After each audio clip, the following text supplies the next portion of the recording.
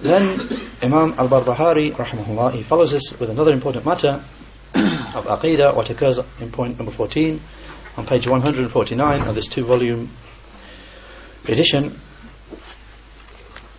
that the author rahimahullah said, وَالْإِيمَانُ بِالرُّؤْيَةِ يَوْمَ الْقِيَامَةِ يَرَوْنَ اللَّهَ عَزَّ وَجَلَّ بِأَعْيُنِ رُؤُوسِهِمْ وَهُوَ يُحَاسِبُهُمْ بِلَا حَاجِبٍ وَلَا تُرْجُمَانٍ. Saying of the author, Imam al-Barbahari rahimahullah, and to have Iman in seeing Allah on the day of resurrection. They will see Allah, the mighty and majestic, with the eyes of their heads, and He will bring them to account without any mediator or any interpreter. In some of the editions of the book where it says bila hajibin wala turjuman, without any hajib, without anyone to be in between, any mediator, anyone standing in between, in some editions it has bila hijabin wala turjuman, without any screen or any translator, in accordance with some of the narrations. Shaykh Fawzan said, hafidhahullah, in explanation, as we said, what occurs in the authorized edition, the 2-volume authorized edition, page 149, the explanation: from the tremendous and important matters of Aqidah is affirmation of the fact that the believers, the mu'minun, the true believers, will see their Lord on the day of resurrection, openly with their eyes, just as they see the moon on the night of the full moon, and just as they see the sun clearly, not obscured by any clouds, as occurs in the authentic ahadith, which are mutawatir, reported by huge numbers of people at every level of transmission, so many that it is impossible they could have got together upon a line. Mutawatir. Those hadith that are mutawatir, affirming the believers seeing their Lord.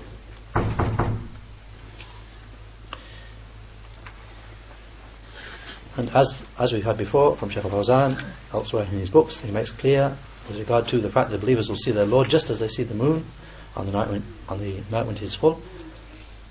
And some of the explainers likewise mention that this means, with regard to the reality of the seeing, that they will indeed see, just as they truly and really see the moon when it's on the night when it's full.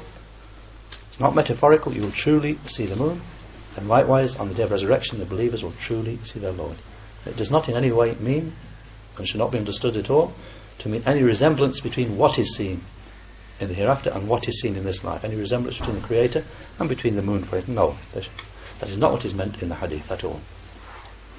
But rather, with regard to the seeing, just as people in this life, they see the moon, see the night of the full moon, or the sun in the sky when there are no clouds, you easily see the moon. Likewise, on the day of resurrection, the believers will truly and certainly and really see their Lord. Then Shaykh Fawzan moves on and said, and Imam Ibn al-Qayyim brought in Hadi al-Arwah, his book Hadi al-Arwah ila Bilad al-Afrah, in this book Ibn al-Qayyim brought the ahadith occurring about this matter of belief, that the believers will see their Lord. Ibn al-Qayyim, in that book Hadi al-Arwah, he brought the ahadith in that regard, and he did so at great length, quoting their chains of narration, and they are mutawatir, reported by huge numbers of people at every level of transmission, affirming that the believers will indeed see their Lord openly with their eyes.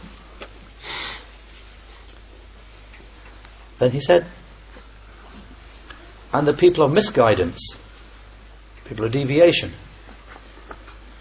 from the deviant sects, such as the Mu'tazila and those who took their position. They opposed this, and they denied ar-ru'ya. They denied the seeing. The deviant sects, the Mu'tazila and the like, they denied this matter of belief. The believers will indeed see Allah on the day of resurrection. Shaykh Fawzan said, and it is something mentioned in the Quran. This matter of belief is something actually mentioned in the Quran. Here the Most High said, لِلَّذِينَ أَحْسَنُوا الْحُسْنَى وَزِيَادَةً.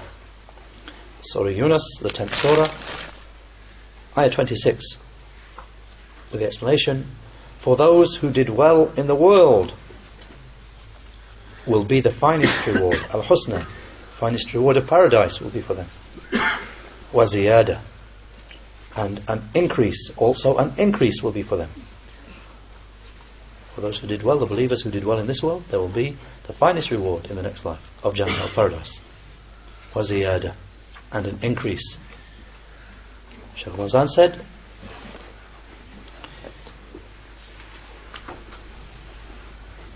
and just a side point there, Al-Tabari, the famous Mufassir of the Quran, Muhammad ibn Jarir Al-Tabari, he explained that ayah, or that part of the ayah, by saying, for those who perform their worship of Allah in this world, from His creation, those from His creation, who perform the worship of Allah well,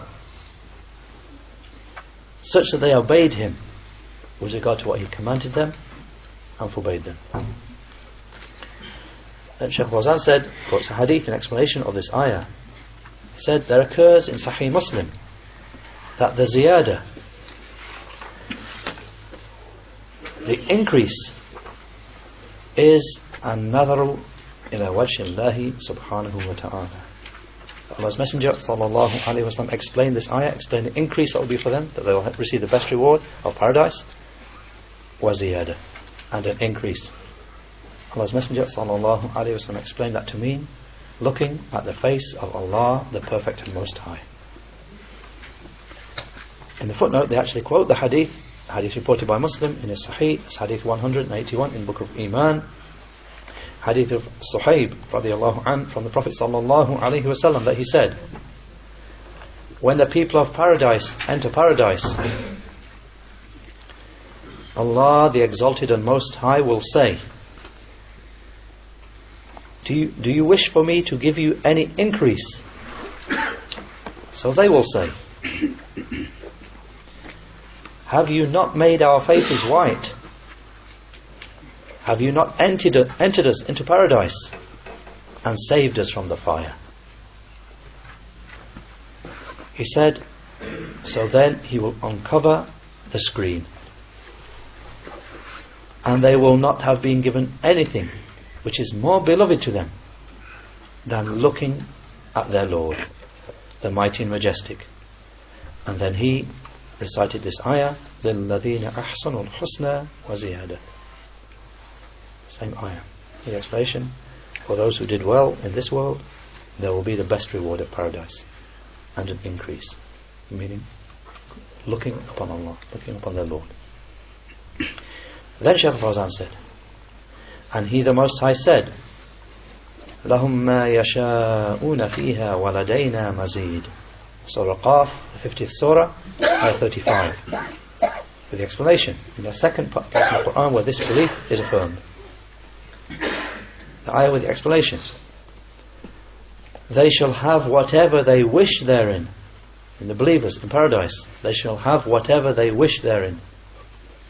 And with us, there is something extra.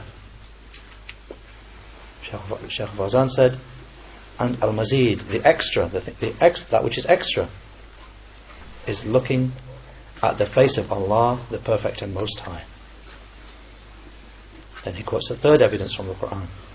He said, and there occurs in Surah Al-Qiyamah, 75th surah, ayahs 22 to 23. وجوه يومئذ ناظرة إلى ربها ناظرة. With the explanation, some faces on that day, day of resurrection, some faces on that day will be radiant, looking at their Lord.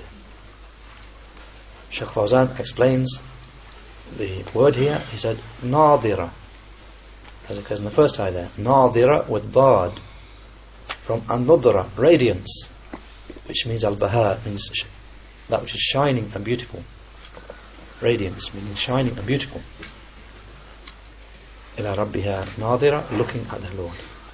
And Shaykh Fawzan, he quotes a second ayah to explain that word there, nadira. تعرف في وجوههم نظرة النعيم. Surah Al-Mutaffifin, the 83rd surah, ayah 24. With the explanation, again, in the context of the believers on the day of resurrection. You will recognize upon their faces nadra, the radiance of bliss. You'll see bliss, joyfulness shining upon their faces. So that's the explanation of the first word, nadira, and nadra, radiance.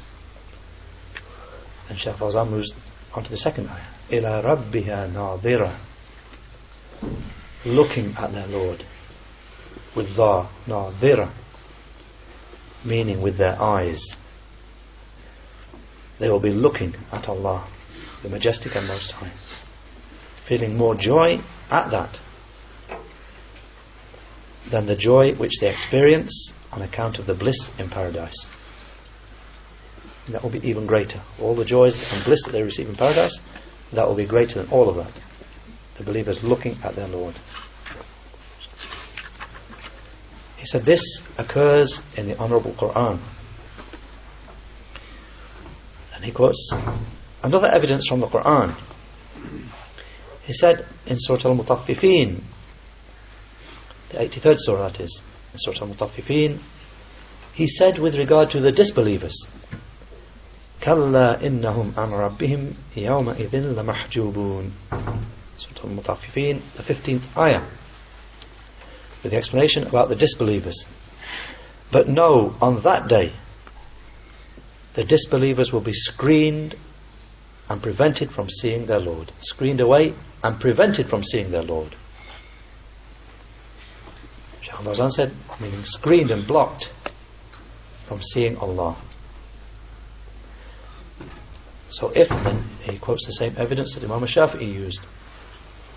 Shaykh Fawzan said, so if the disbelievers are blocked from seeing Allah, then this is a proof that the believers will see their Lord, the Mighty and Majestic. I mean, as Imam Shafi'i also said, that this is mentioned to be a punishment for the disbelievers. They'll be blocked from seeing their Lord. They'll be blocked and not able to see their Lord. That will be a punishment for them. So therefore, the believers who will not be punished, this is affirmation that they will indeed see their Lord. Shaykh Fawzan said, and that is because the believers believed in Him in this world, yet they did not see Him. I mean, the believers in this life, they believed in Allah, but they did not see Him. Rather, they relied upon the evidences and therefore believed in Him. And they believed in His messengers, so they believed in Him, even though they did not see Him in this world. So therefore Allah will honour them in paradise, that He will show Himself to them, so that they will see Him openly, because they believed in Him in this world and did not see Him.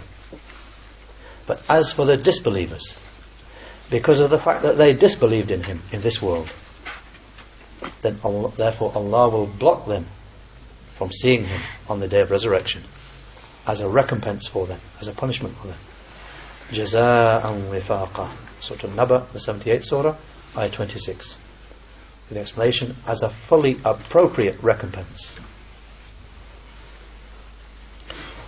Then Shaykh Fawzan goes on to mention some of the doubts that the people of deviation bring to deny this belief. He said, and from the shubah, from the false doubts which the Mu'tazila rely upon, and those who held their saying, is that Allah said to Musa, Lan tarani, you shall not see me. With the explanation, you shall not see me. in his saying, then Shaykh Fawzan quotes the ayah, in his saying, He the Most High, وَلَمَّا جَاءَ مُوسَى لِمِيقَاتِنَا وَكَلَّمَهُ رَبُّهُ قَالَ رَبِّ أَرِنِي أَنظُرْ إِلَيْكَ قال لن تراني ولكن انظر إلى الجبل فإن استقر مكانه فسوف تراني. Surah Al-A'raf, the 7th Surah, Ayah 143. With the explanation. And when Musa came to our appointed place, when Musa came to the place we had appointed, and his Lord spoke to him, he said, Musa said, O my Lord, show yourself to me, so that I may look upon you. So he said, Allah the Most High said, Lan tarani, you will not see me. However, look at the mountain. So if it remains settled in its place, then you will see me. To the end of the ayahs. Of course, when Allah the Most High manifested Himself to the ayah, to the mountain, it shattered. It did not remain in its place. Shaykh Fawzan said that how the people of deviation use this ayah, use the argument they deduce from this ayah. They said, and this is a proof that Allah cannot be seen. You use that part of the ayah. Lan tarani. The explanation, you will not see me. And they say, this is a proof that Allah cannot be seen. Shaykh Fawzan said, we say, yes, this is in this world, with regard to this world, because the event occurred in this world. So we agree that Allah cannot be seen in this world. So Musa asked to see Him in this world. So Allah, the Majestic and Most High, said, قَالَ لَن تَرَانِي. He said, you will not see me. Meaning in this world, in this life. Then he makes a language point and a nafi, negation with lan. This word lan in Arabic, very quickly, it's a negation of something that occurring in the future. Just similar to the word lam, negating something that happens in the past. Here the word lan, negating something will happen. Such and such will not happen. Shaykh Fawzan said, negation with lan does not necessitate ta'bid. It's being forever. When he said in Arabic, lan something something, this will not happen. It doesn't mean it will never ever happen, ever. It doesn't mean that. Rather, it is a negation for a certain time. So, قَالَ لَن تَرَانِي. So he's saying that, he said, in the explanation, he said, you will not see me.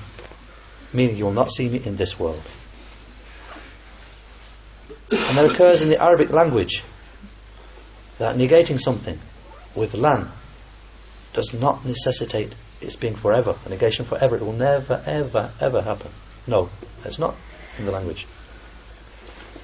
And therefore, Ibn Malik, the great scholar of the language, Ibn Malik said in Al-Kafiyat al-Shafiyah, in Nahu, in Arabic grammar, وَمَنْ يَرَى النَّفْيَ بِلَنْ مُؤَبَّدًا فَقَوْلَهُ أُرْدُدْ وَسِوَاهُ فَأْضُدَ. Al-Kafiyat al-Shafiyah of Ibn Malik, along with its explanation. A line of poetry which can be roughly translated as, whoever holds the opinion that negating something with lan means forever, then reject his saying and support other than it. And whoever says that is a wrong saying. Shaykh Fawzan said, meaning that lan does not necessitate a negation that is forever. Then he quotes a proof for this. He said, and the proof is also that Allah the Most High, that Allah said with regard to the Jews. Shaykh Fawzan goes on here to quote an ayah where lan occurs, negating something that occurs in the future. So he quotes the ayahs, the two ayahs. فَتَمَنَّوُا الْمَوْتَ إِن كُنْتُمْ صَادِقِينَ وَلَنْ يَتَمَنَّوْهُ أَبَدًا. Surah Al-Baqarah, the second surah, ayahs 94 to 95. With the explanation. Then wish for death if you are truthful. If what the Jews claim is correct, that they're Allah's chosen people, His beloved people, whatever they do, His beloved people, they can do whatever they like. فَتَمَنَّوُا الْمَوْتَ إِن كُنْتُمْ صَادِقِينَ. Then wish for death then, if you are truthful. Wish for death and then enter into paradise as you claim. Then wish for death if you are truthful. وَلَنْ يَتَمَنَّوْهُ أَبَدًا. With the explanation, but they will never wish for it. So they're never wishing for it is denied here with lan. They will not, in future, they will never wish for it. They will not wish for it. Then Shaykh Fawzan, he brings evidence here that lan doesn't mean forever and ever, without end. He said, yet it occurs that in the hereafter they will indeed wish for death in order to be relieved from the torment. And he brings some proof for that. He said, He the Most High said, وَنَادَوْا يَا مَالِكُ لِيَقْضِ عَلَيْنَا رَبُّكَ. Surah Az-Zukhruf, the 43rd surah, ayah 77. With the explanation, they will call out, O Malik, let your Lord put an end to us. Let your Lord put an end to us. Finishes off. Shaykh Fawzan said, so they will request death. So this proves that lan does not mean negation without end. This is what is necessitated by the Arabic language, and it is what is necessitated by what is indicated in the Quran. So that's the argument of the Mu'tazila is refuted there. In the first ayah, Allah the Most High said to Musa, Lan tarani, you will not see me, doesn't mean you'll never ever see me in this life or in the hereafter ever. No. In this life you will not see me. Then Shaykh Fawzan refutes the second doubt of theirs. He said, they say also that what occurs, or what proves, they say that Allah cannot be seen, is His saying, لا تدركه الأبصار وهو يدرك الأبصار. Surah Al-An'am, the 6th surah, ayah 103. The ayah with the explanation. Sight cannot encompass Him. Sight cannot encompass Allah. But He encompasses sight. The Shaykh said, so they use this to say Allah cannot be seen. It means Allah cannot be seen. He cannot be encompassed by sight. It means He can't be seen. Shaykh Fawzan said, we say to them, this does not contain a negation of seeing, of ru'ya. It just contains a negation of idrak, encompassing Him. He did not say La tarahu al-absar. He did not say sight will not see Him. Rather, it only negates totally encompassing Him. He said La tudrikuhu. It will not encompass Him. And denying encompassing is something different to denying seeing. So sight can see Him, will see Him. However, it will not encompass Him. Meaning, la tuhitu bihi, will not encompass Him. The believers will not encompass Him with their sight. So idrak means encompassing Allah, the Majestic and Most High. So even though they will see Him in paradise, they will not fully encompass Him, He the Perfect and Most High. So what is negated is encompassing Him. That's what's negated here in the ayah. So they will see Him, but they will not fully encompass Him. And some of the explainers and some of the people of knowledge, in case there's a problem in understanding what the difference is here, they mention a point that a person, for example, he may see a town, a person from a distance may see a town, just in the language with regard to the difference between ru'ya, seeing something, and idrak, encompassing it. That person may see the walls of a town, but not see what's beyond the walls. Well, he may see the town, but he just sees, there's the town. What's beyond the town, what's inside the town, all the details, he doesn't see. All around the town, from every aspect, he doesn't He does not encompass the town. He can just see the town. So there's a clear difference between idrak, totally encompassing something, and between seeing it. So what's negated in this ayah is sight encompassing Allah. That's not possible. But that's not a negation of seeing Allah. Then Shaykh Fawzan said, but they will see Him, as is proven by the evidences. And harmonizing the text is what is obligatory. If there are differences between texts, then as far as it is possible to harmonize between them, this must be done. This is clear, and all praise is for Allah. And the speech of Allah can never contradict itself. Rather, some parts of it explain other parts. As for the person who takes one ayah and abandons a different ayah, then this is from the people of deviation. He, the Most High, said, فَأَمَّا الَّذِينَ فِي قُلُوبِهِمْ زَيْغٌ فَيَتَّبِعُونَ مَا تَشَابَهَ مِنْهُ ابْتِغَاءَ الْفِتْنَةِ وَابْتِغَاءَ تَأْوِيلِهِ. Surah Al-Imran, the 3rd surah, ayah 7, with the explanation. So as for those people in whose hearts is deviation, then they follow that which is unclear, seeking discord and seeking to falsely interpret it. Shaykh Fawzan said, so evidence is taken from the Qur'an in totality. We take evidence from the Qur'an, not just one ayah and leave all the rest and then explain the rest or leave parts. No, one ayah along with the rest of the ayahs. So evidence is taken from the Qur'an in totality. كُلٌّ مِّنْ عِنْدِ رَبِّنَا. The same ayah, Surah Al-Imran, 3rd surah, ayah 7, with the explanation, the same with the believers. All of it is from our Lord. Shaykh Fawzan said, just as the Rasikhun, those firmly grounded in knowledge, say. So the Qur'an, some parts of it explain the rest.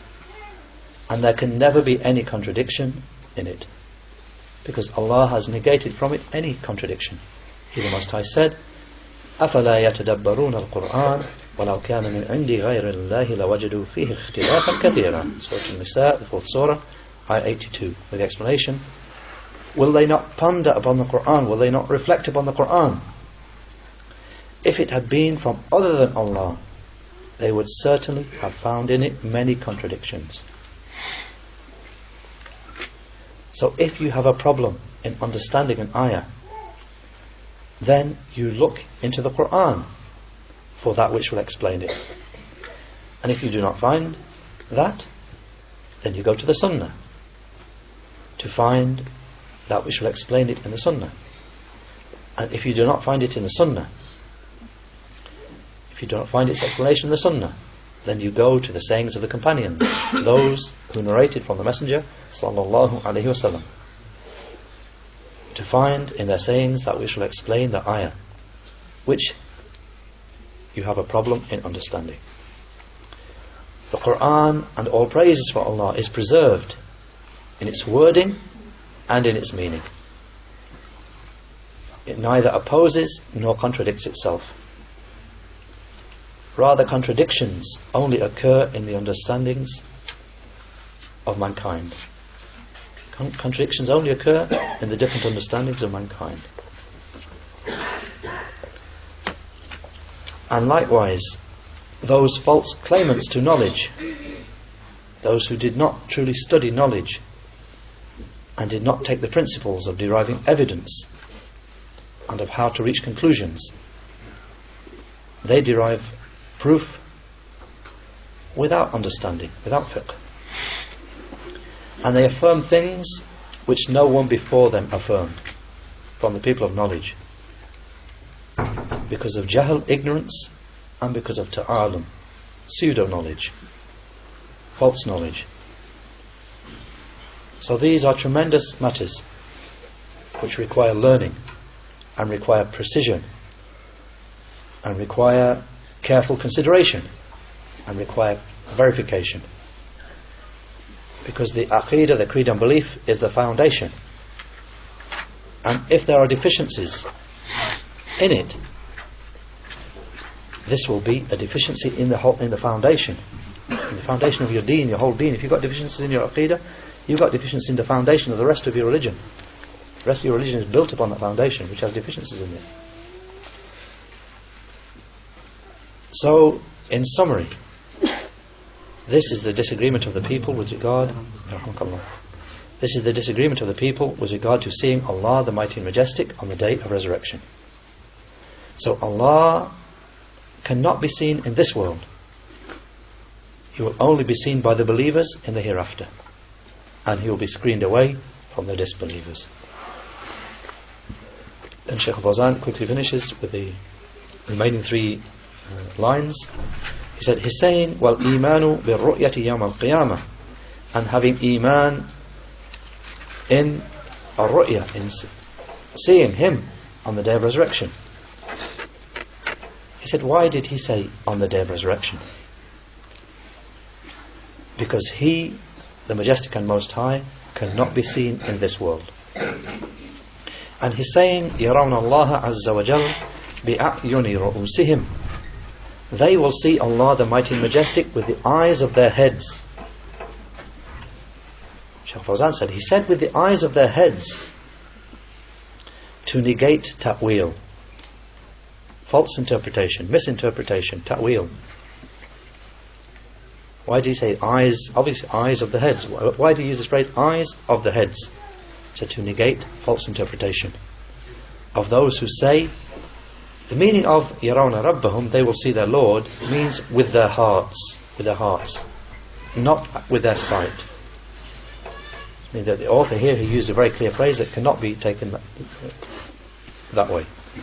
With the eyes of their heads, not with their hearts, with the eyes of their heads. And the final phrase, he said, he's saying, وَهُمْ يُحَاسَبُونَ بِلَا حَاجِبٍ وَلَا تُرْجُمَانٍ, and He will bring them to account without any mediator and without any interpreter.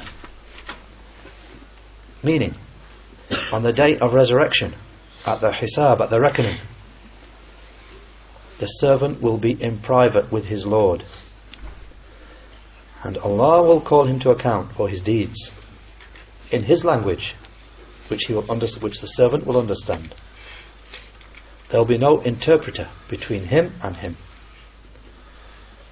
A turjuman, interpreter, is one who conveys the meaning from one language to another language, like the one who conveys the meaning from the English language to the Arabic language, or vice versa, because the languages are many. The languages are many. Walhamdulillah, wa sallallahu ala Muhammad.